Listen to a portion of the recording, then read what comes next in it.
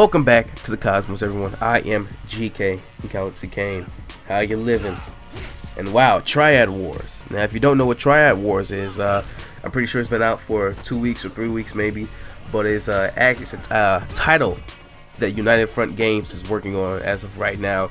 United Front Games are the same people who made the Sleeping Dogs and bought True Crime from Activision and turned it into Sleeping Dogs, and they're bringing this out in 2015. This new title, Triad Wars, which takes place in the same universe as Sleeping Dogs, you know, on the flip side. And the game looks pretty nice, to be honest. It looks fairly good. It looks like an MMO. Not exactly a multiplayer to me. I have a distinct difference between multiplayer and MMOs. I'll tell you that later. But yeah, it looks pretty nice. Now, but what I have an issue with it is the fact it is strictly PC. Most likely I will be getting a gaming PC just because of this game alone, because I want to try it out. But I'm kind of upset with that.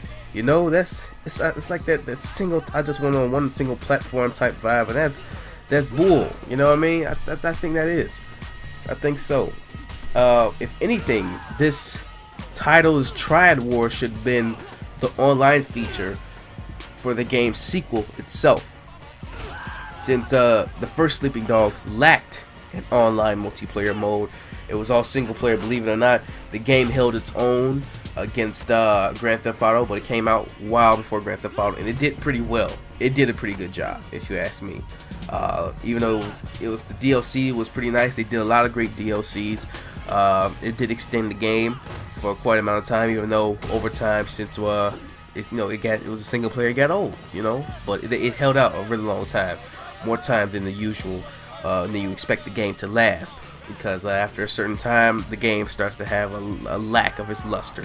But yes, Sleeping Dogs was a pretty good game with a well-rounded DLC, and I liked it very much.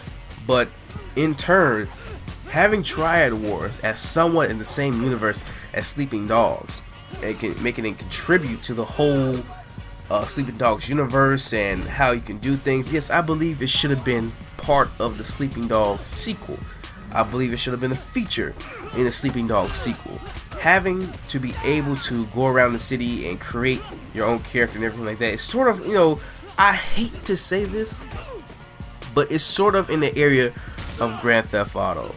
I can't say Grand Theft Auto is the only type of game to do this, but you know, it's the only thing, since everything is related to Grand Theft Auto, because everybody keeps saying, oh, Grand Theft Auto is the first and only and all this stuff, blah blah blah, which was a complete lie, because Driver was out before Grand Theft Auto. But the problem with something like this is that when you have any title of any sort released for multi-platforms on your first impression, it should be kept like that for anything after.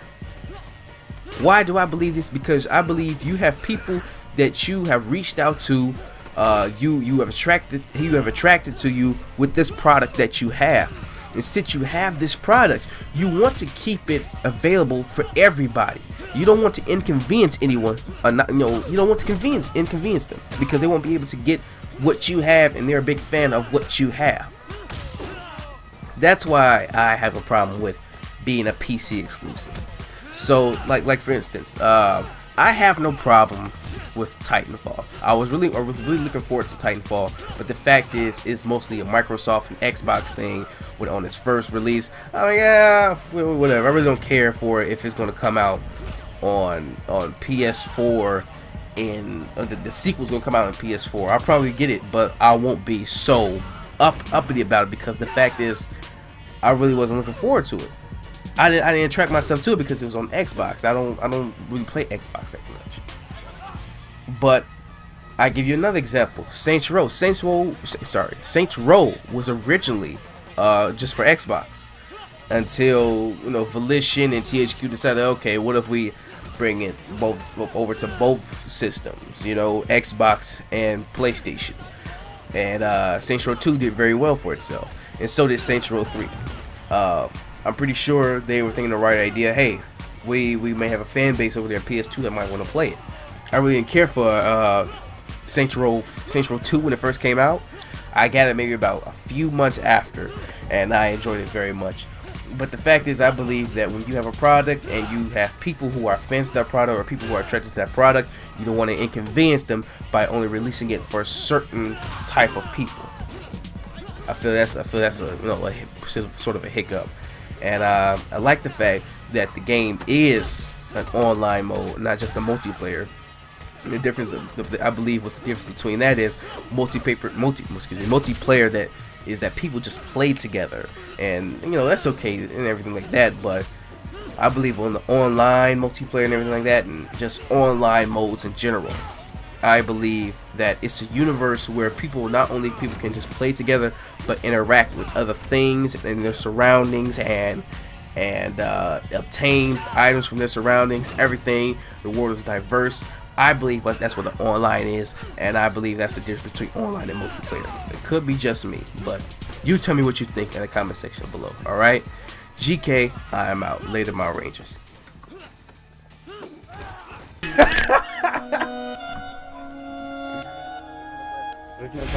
That's why you're helping us? To make more money in hell?